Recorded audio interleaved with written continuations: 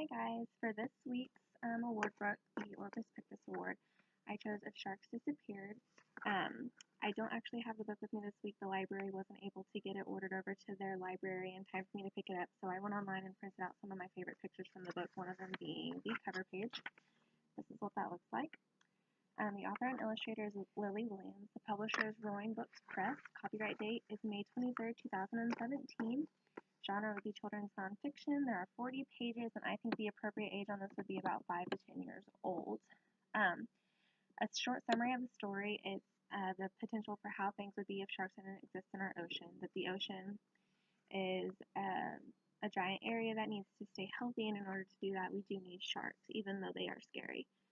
We learn the many different species there are and how they occupy every ocean. If they didn't exist, they wouldn't be there to eat our seals. The seals would eat all of the fish, which is what eats the plankton. And with no fish to eat the plankton, the oceans would all be sludgy, causing our land animals who rely on the ocean no place to get their food or drink from, and how this would all eventually, over time, negatively affect the humans. So the characters, you don't have necessarily any characters in the story other than it talks about the sharks, the seals, the fish, and the plankton. Throughout the story, there's a little girl on a boat with a dog, and at one point, or a couple points, there's a little boy with her too, as though they're the ones who are telling the story. The illustration, the book uses a lot of different colors, bright colors. It uses the appropriate colors, the accurate colors to represent the different animals that are within the ocean itself. So this was probably one of my favorite pictures from the book. There's just a lot of different color. It's very vibrant and it pops. There's a lot for the children to look at. They use a lot of detail with how they draw everything in the story, so the illustrations are very good and accurately represented every part of the story. The plot. The story starts out with a brief overview of sharks, how many species there are, what they eat, and how they are scary to us humans, but how they can really hurt us if they didn't exist. So it would be way worse for our world and humans living in it if sharks didn't exist. So for children, it would probably create some suspense and feeling of anxiety reading this book, talking about something that really scares them. But throughout the story, it also lets them know the consequences that would happen if they didn't exist, so they can kind of have a resolution of knowing that sharks are in fact a good thing. The setting is the ocean where sharks live. A couple of pages do show land, but only to talk about the land animals that are living on it and how it would affect them if they didn't exist. The theme, I think it would be that there's a chain reaction, a very large chain reaction that would take place if sharks didn't exist. Sharks do seem pretty scary, and they are, but they aren't as bad if they didn't exist altogether.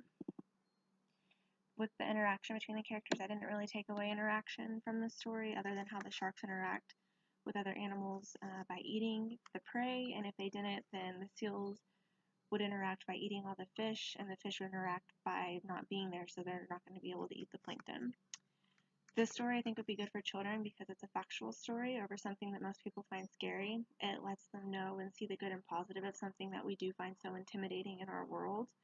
As much as we didn't wish that sharks existed, because we hear the stories of how they hurt people, that if they didn't exist, it could really hurt us humans badly.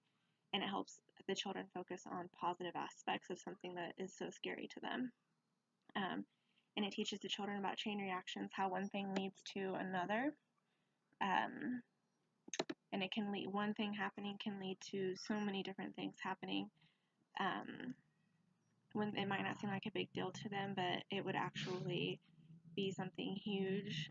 The consequences that follow could really be a bad thing, so it helps them understand and really think about the situation